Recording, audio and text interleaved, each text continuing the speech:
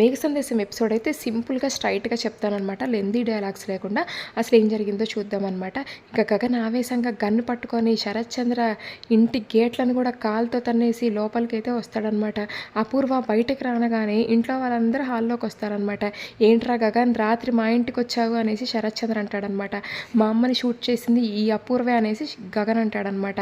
నీ శత్రువులు ఎవరో మీ అమ్మని షూట్ చేస్తే అపూర్వని అంటావేంట్రా అనేసి శరత్ చంద్ర అంటాడనమాట. అసలు నీకు ఒకటి తెలుసా శరత్ చంద్ర, అసలు నీ భార్య శోభాచంద్రని చంపింది కూడా అపూర్వనే తెలుసా, నా దగ్గర కెమెరాలో అన్ని ఆధారాలు ఉన్నాయి తెలుసా అనేసి గగన్ అంటాడనమాట. బావా లేదు బావా, నేను ఎందుకు అక్కని చంపుతాను బావా, వీడు కావాలని ఇలా చెప్తున్నాడు బావా అనేసి అపూర్వ భయపడుతూ ఉంటుందన్నమాట. ఏంటి అపూర్వ నువ్వేనా శోభాని చంపింది అనేసి ఇంకా శరత్ చంద్ర అయితే అపూర్వ మీదకి వెళ్తూ అపూర్వని అయితే చంపేస్తూ ఉంటాడనమాట. చంపండి బావగారు చంపండి, ఆ రోజైతే కార్మికులకు ఇన్సూరెన్స్ వస్తుందని నా చేతితో అయితే నిప్పెట్టించింది ఫ్యాక్టరీకి, ఆ రోజు చెల్లెమ్మ కూడా ఫ్యాక్టరీ లోపలే ఉంది, ఫ్యాక్టరీలో కట్టేయబడింది, చంపండి అపూర్వని, నా జీవితం నాశనం చేసింది, ఈ నిజం బయటకు రాకుండా మీరానిచ్చి పెళ్లి చేసింది, చంపేసేయండి అనగానే శరత్ చంద్ర అయితే అపూర్వని చంపేస్తూ ఉంటాడనమాట. బావా నన్ను చంపద్దు అనేసి అపూర్వ నిద్రలో నుంచి లేస్తుందనమాట అరుచుకుంటా. ఇదంతా డ్రీమ్ అనమాట.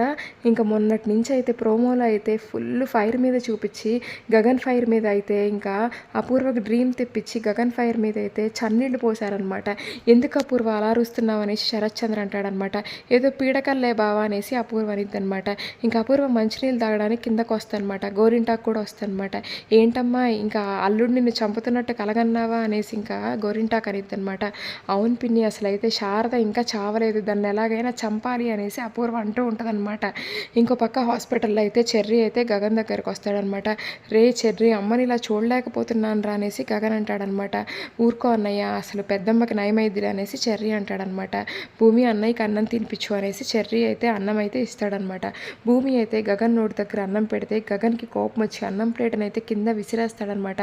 భూమి అసలు నీ వల్లే ఇదంతా జరిగింది, నువ్వు మా జీవితాల్లోకి రాకముందు మేము సంతోషంగా ఉన్నాము, నువ్వు మా జీవితాల్లోకి వచ్చాక ఇలా అయింది, ఇప్పుడు చూడు మా అమ్మ హాస్పిటల్లో ఉంది నీ వల్లే, నువ్వు ఇక్కడి నుంచి వెళ్ళిపో అని భూమిని తోసేస్తాడనమాట.